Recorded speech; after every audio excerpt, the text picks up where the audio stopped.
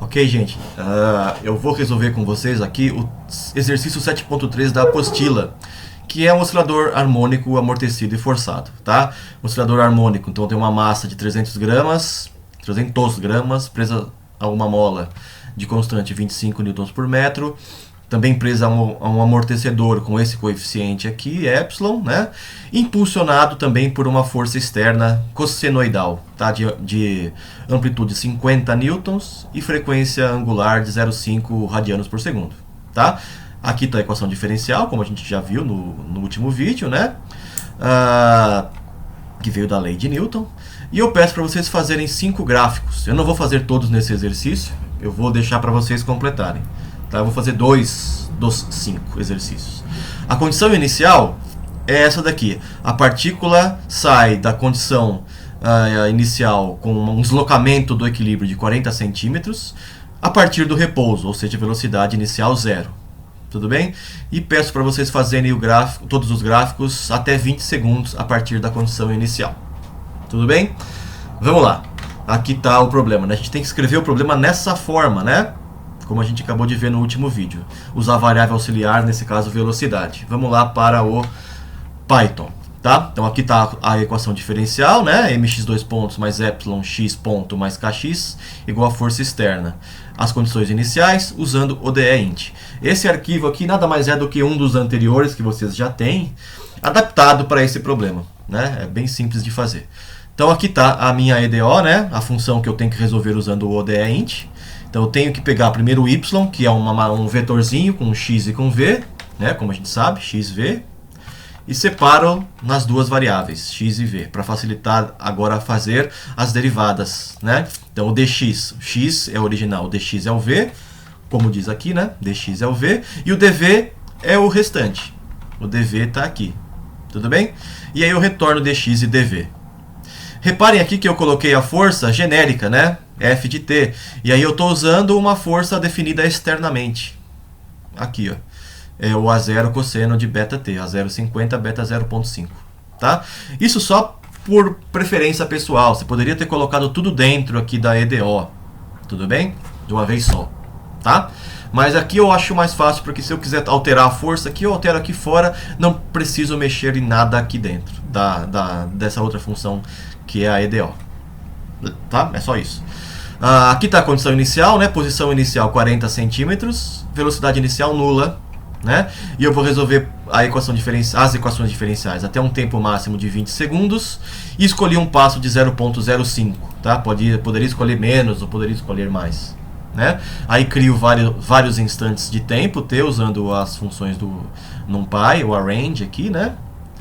Como a gente já sabe o que tem que fazer. E aí resolvo a EDO, passo para ela a função EDO, a condição inicial e todos os instantes de tempo em que eu quero a solução. Tudo bem? Com essa linha eu resolvo, tá? Salvo aqui em Y e aqui eu estou separando as duas variáveis x e v, tá? Usando um truque que não tinha mostrado antes. O truque é escrever y transposto. y.t é o transposto do array y, tá? Lembrando que o array original, o y, vai ser uma matriz de duas colunas, uma coluna para x e uma coluna para y, como está aqui, né? Então eu poderia pegar a primeira coluna, né? Assim, né? A linha, coluna 0, né? A primeira coluna, todas as linhas, coluna 0, salvo em x. E todas as linhas, coluna 1, que é a segunda coluna, né? Salvo em v. Então isso daqui é o que eu tinha feito até aqui. Essa parte aqui é um truque, tá? Eu primeiro transponho a matriz de duas colunas, ela vira uma matriz de duas linhas e salvo cada linha em uma das variáveis, tá? Eu só fiz isso para mostrar para vocês que é possível fazer, né? E para economizar o teclado, né? Para mostrar uma maneira de economizar seu dedo e seu teclado, porque isso aqui você tem que digitar mais coisa do que isso daqui. É só isso, tá?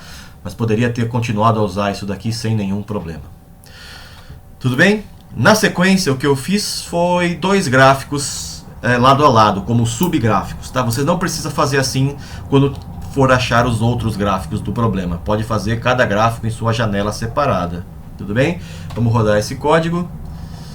Aqui estão os gráficos, tudo bem? De x em função de tempo e x ponto, que é a velocidade, em função do tempo, tá bom? Reparem em uma coisa interessante. Inicialmente, no começo, né, o oscilador não sabe muito bem o que ele está fazendo. Ele fica oscilando meio erraticamente, né?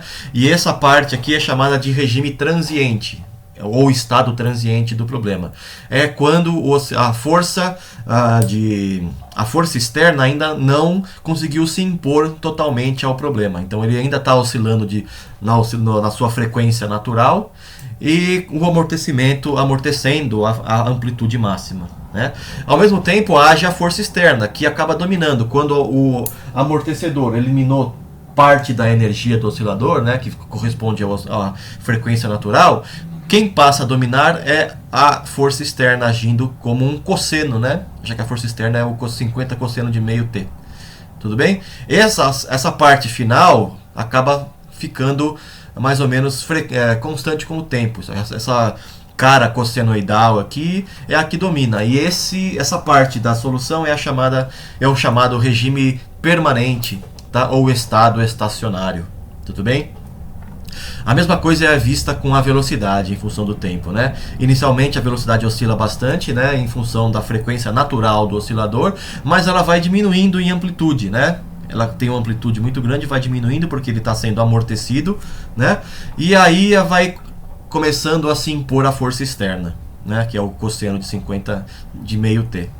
Tudo bem? Então aqui está o regime permanente, é o estado estacionário, e no começo é o regime transiente. É só um regime provisório, vamos dizer, né? Enquanto a força externa não conseguiu se impor e o amortecedor não eliminou o movimento natural da mola. Tá bom? Então é isso. Eu vou passar para vocês algumas tarefas, tá? E eu já vou até falar quais são, mas vou colocar por escrito no Google, né? A tarefa são 3 exercícios. Completar o exercício 7.3 para obter a energia e a aceleração em função do tempo, tá? Você tem que fazer no papel para ver a fórmula e implementar, para a energia pelo menos, né? A aceleração é fácil. O segundo exercício é o 7.4, que é o oscilador de Van der Pol, que também não é muito difícil de fazer, é o mesmo princípio. E um terceiro exercício que não está aí, que é um problema com derivada terceira, tá? Para ver se vocês entenderam o processo de introduzir derivadas ou variáveis auxiliares no problema com derivadas de ordem superior, tá bom? Mas é só isso, são 3 exercícios razoavelmente simples, tá? Então até a próxima, valeu gente!